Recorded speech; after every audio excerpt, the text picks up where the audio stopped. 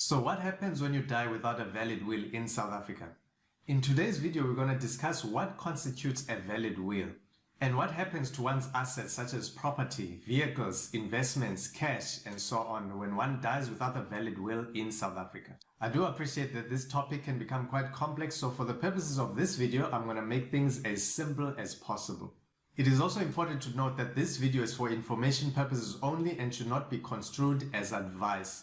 Because this topic is so complex, I do suggest that you go and consult a licensed financial planner to address your specific needs and concerns regarding wills and estate planning. You are watching the Financial Betterments. So what is a will and what constitutes a valid will in South Africa? These are very important questions to be able to answer, because even if you have a will, if it is not valid, it is as good as if it doesn't exist. A will is simply a legal document in which a person simply makes sure that his or her belongings are distributed according to his or her wishes after his or her death. For a will to be valid, it must comply with the Wills Act 7 of 1953 in South Africa. The requirements of a valid will are as follows. A person must be 16 years of age or older. The will must be in writing. This means that a will can be typed or handwritten. If the will is handwritten, it must be remembered that the person who writes the will is not allowed to be mentioned as a beneficiary in that specific will. Each page of the will, including the last page, must be signed by the testator. The testator is the person who makes the will. The will must also be signed by two competent witnesses. The two witnesses are not allowed to be mentioned as beneficiaries in the will. A person will qualify to be a competent witness if he or she is 14 years of age or older. If any of the above conditions are not met, then the will be declared invalid. Now, let us look at a couple of practical cases that are common in South Africa. Margaret Yani made her will while being alone at home and signed it that same night. There were no witnesses present at that time. She wants to know if the two witnesses can sign the will at a later stage without her being present. Yolanda, a licensed financial planner, informs her. It is very important that the testator, which is Margaret, and the witnesses sign the will in the presence of each other. This means that the will made by Margaret Yani is invalid. She and the witnesses must be together at the same time and place when they sign the will. Case number 2. Victor Peter injured his index finger and is now unable to sign his will. He wants to know if there is any other way he can sign his will. Yolanda informs him. A person who cannot sign his or her will can sign it by making a thumbprint. If a thumbprint is used, the will must be certified by a commissioner of oaths, indicating that he or she is satisfied with the identity of the testator and that it is indeed the will of the testator. Victor must place the thumbprint on his will in the presence of the commissioner of oaths as well as the two competent witnesses. Now let us look at what happens when one dies without leaving a will, or if the will is declared invalid. When a person dies without leaving a valid will in South Africa, their estate will devolve according to the rules of the Interstate Succession Act. This means that the estate will be divided among their surviving spouse, children, parents, or siblings according to a set formula, as we will look at shortly. Now, in terms of a marriage in community of property, one half of the estate belongs to the surviving spouse. And although it forms part of the joint estate, but it will not devolve according to the rules of interstate succession. In other words, only half of the estate, which is the estate of the deceased person, will devolve according to the rules of interstate succession. Therefore, when you are married in community of property and drawing up a will, you must be mindful that you are only dealing with the 50% of the estate which belongs to you, and that the other 50% belongs to your spouse. We've already established that when one dies without leaving a valid will, the rules of interstate succession will apply. This means that beneficiaries will inherit in the following order.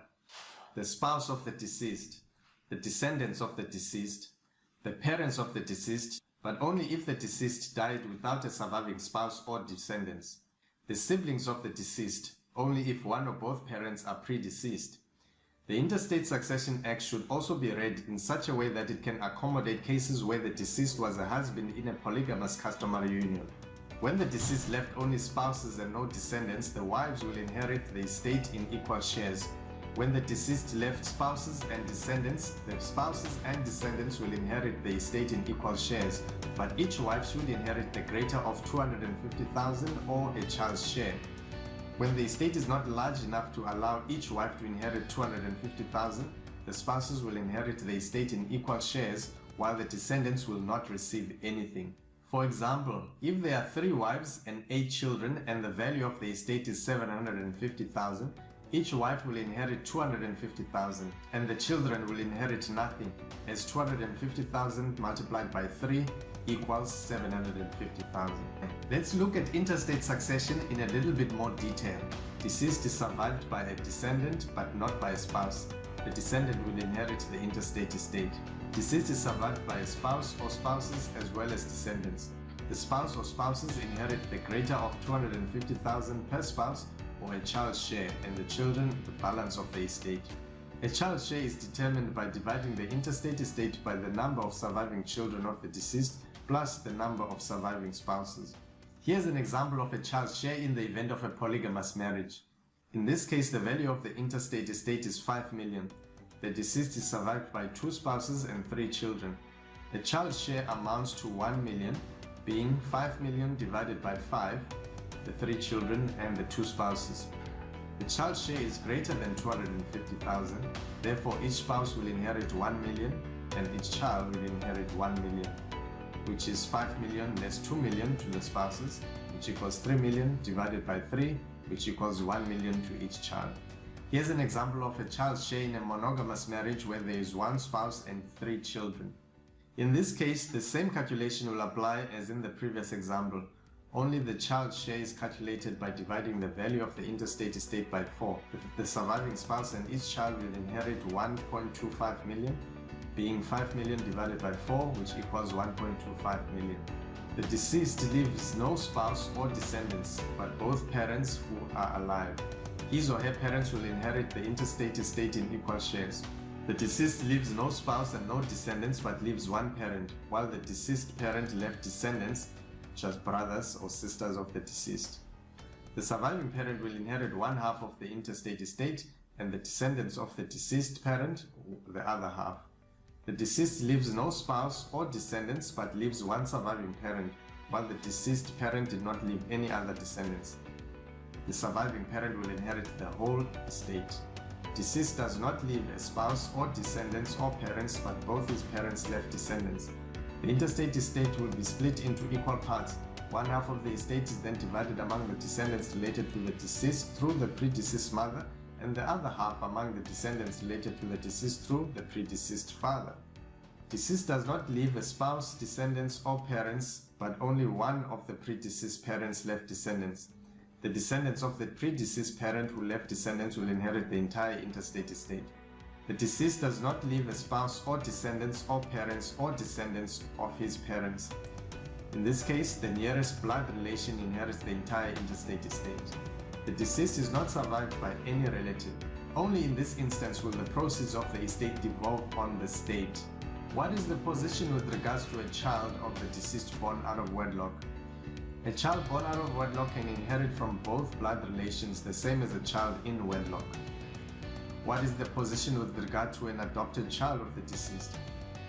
An adopted child of the deceased will be deemed to be a descendant of his adopted parent or parents, and not to be a descendant of his natural parent or parents, except in the case of a natural parent who is also the adoptive parent of that child, or was, at the time of the adoption, married to the adoptive parent of the child. In essence, when you die without leaving a valid will, you let the rules of the state decide who gets to inherit your assets. This can result in a lengthy process to wind up the estate and bitter family disputes, which can leave vulnerable groups such as women and children being left destitute. To avoid this scenario, it is very important to draft a valid will. Ideally, you want to draft a valid will with the assistance of a licensed financial planner. This is because a lot of your wishes will require that your estate has available liquid cash in order to ensure that those wishes are fulfilled.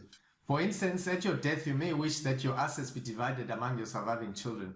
But if you have not made sufficient provisions for estate liabilities like estate duty, transfer duty, capital gains tax, income tax, and other estate liabilities like executor fees and so on, then that wish is unlikely to be fulfilled. It may result in a very lengthy process, or it may require that assets be sold in order to provide sufficient cash to ensure that those liabilities are paid. To ensure that those liabilities are sufficiently catered for, you will need the assistance of a professional who will be able to calculate all these variables and ensure that there will be sufficient cash in your estate to ensure that your wishes are fulfilled. Which is why I recommend that ideally the drafting of a will should be done in conjunction with a process of holistic financial planning.